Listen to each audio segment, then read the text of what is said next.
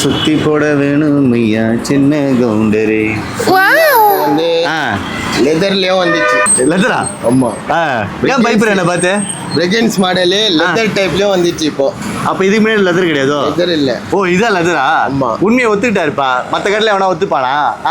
பாத்தீங்களா பிரிக்கிங் stock leather. இதுவும் பாத்தீங்கன்னா 1200 ரூபா. ஒண்ணு கிடையாது. New model. நியூ மாடல் ஓகேங்களா.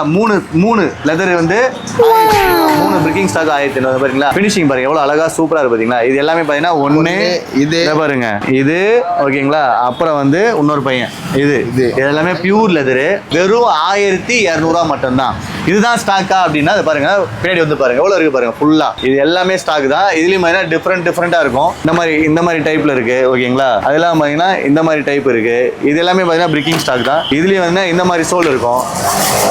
ஒட்டிக்கோ கட்டிக்கோ ஓகேங்களா. 7 8 9 10 11 12 எல்லாமே இருக்கு. பிரிக்கிங் ஸ்டாக்ல வந்து ஹெவி லோட் பண்ணிருக்காங்க. எல்லாமே எங்க இருக்கு பாத்தீங்கன்னா நம்ம ஐஸ் ஹவுஸ் இருக்கும்.